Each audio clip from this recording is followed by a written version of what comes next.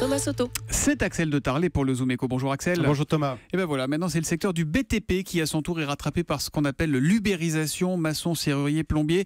Tous ces métiers sont aussi déstabilisés par la révolution numérique, Axel. Ouais, alors que pourtant, plombier, on se dit, ah ben voilà bien un métier dont on aura toujours besoin. C'est pas Internet qui va venir réparer ma fuite d'eau. Eh ben si.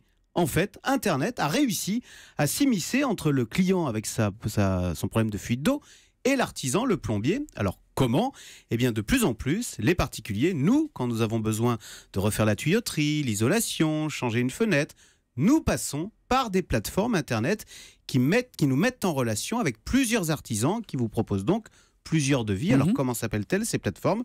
Eh bien c'est 1, 2, 3 devis, travaux.com, Easy Devis, des plateformes qui s'imposent parce qu'elles apparaissent très haut sur Google. Ouais, sauf que ces plateformes, j'imagine qu'elles prennent une commission, comme à chaque fois. Bingo, 2% de commission en moyenne. Alors c'est pas le client qui la paye, c'est l'artisan. En fait, c'est le même problème. Dans ces cas-là, c'est répercuté sur la facture en général. Voilà, c'est vrai, mais c'est exactement le problème qu'ont eu les hôteliers, vous savez, qui doivent payer une commission pour apparaître sur les plateformes Internet type Booking ou Hotel.com, des plateformes qui à la fin finissent par manger toute la marge de l'hôtelier. Ça veut dire quoi, que de la même façon les artisans se sentent piégés par cette plateforme qui était censée les aider au départ ? Eh ben, écoutez, le journal Les Échos a sondé les artisans, il n'y en a que 38% qui se disent satisfaits de ces plateformes.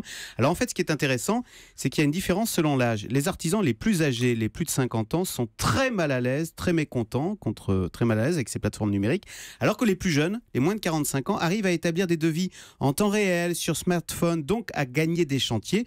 Cela montre bien, pour répondre à la toute première question, que oui, maintenant, même quand on est plombier ou serrurier, eh bien, il faut maîtriser ces nouvelles technologies du numérique. Voilà pour Axel de Tarlet qui nous parle d'un monde qui marche. Merci Axel. À demain.